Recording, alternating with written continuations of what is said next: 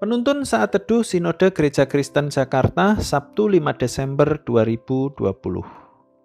Hidup dan kelimpahan. Yohanes 10 ayat 7-15. Maka kata Yesus sekali lagi, "Aku berkata kepadamu, sesungguhnya akulah pintu ke domba-domba itu. Semua orang yang datang sebelum aku adalah pencuri dan perampok, dan domba-domba itu tidak mendengarkan mereka. Akulah pintu, barang siapa masuk melalui aku, ia akan selamat dan ia akan masuk dan keluar dan menemukan padang rumput. Pencuri datang hanya untuk mencuri dan membunuh dan membinasakan.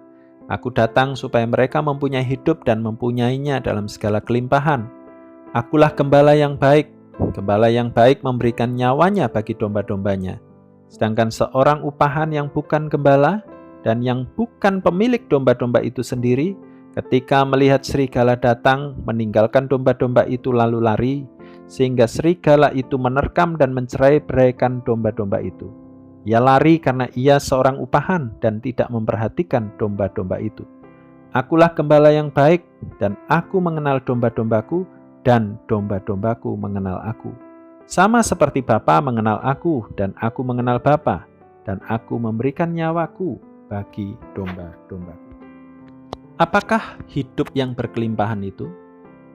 Bukanlah suatu hidup yang pasti kaya dalam hal materi, melainkan suatu kualitas hidup yang penuh kepuasan, kelegaan, ketenangan, sukacita, kemenangan, yang memiliki arah dan tujuan hidup yang pasti di dalam Kristus. Jika Yesus telah menjanjikannya, mengapa banyak orang Kristen belum mengalaminya? Karena masih membiarkan racun menggerogoti hatinya dan belum dituntaskan. Tuhan Yesus adalah gembala yang baik yang datang untuk memberikan domba-dombanya hidup dan segala kelimpahan. Kata hidup yang digunakan dalam nas ini dari terjemahan Yunani adalah zoen, dari kata dasar zoe, yang berarti seluruh hidup di mana Tuhan secara erat membagikan kehidupannya untuk dikenal oleh manusia, sehingga mereka memiliki kapasitas rohani untuk mengenal hidup yang kekal bersama Allah. Hanya di dalam Kristus, domba-dombanya dapat memperoleh hidup untuk mengenal Allah yang benar, sehingga seluruh hidup mereka, baik selama di dunia ini maupun hidup yang akan datang, akan senantiasa memuji-muji, memuliakan Allah.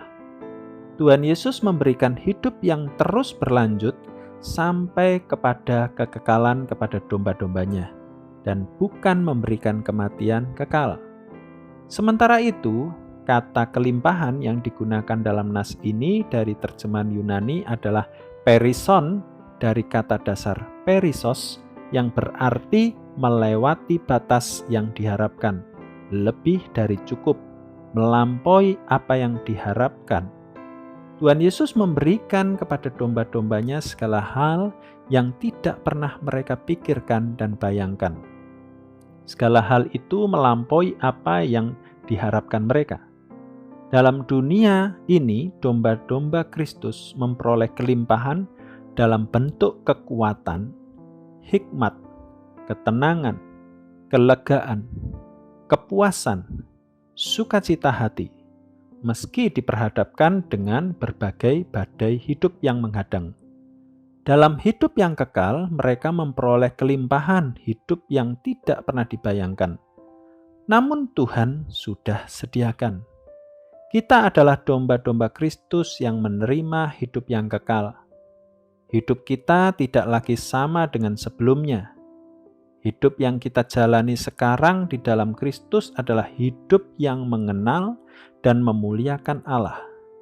Bahkan kita menerima segala kelimpahan dari Kristus selama di dunia ini, yaitu kekuatan, hikmat, ketenangan, kelegaan, kepuasan, sukacita hati dalam menapaki hidup, meski ada banyak rintangan yang menghadang.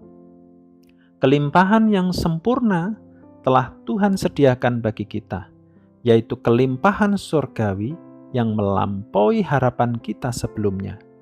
Kristuslah yang memberikan kita hidup dan segala kelimpahan. Jika sang pencuri yaitu iblis hanya bisa memberikan kebinasaan, namun tidak dengan sang gembala yaitu Kristus yang dapat memberikan hidup dan kelimpahan. Tuhan Yesus memberkati.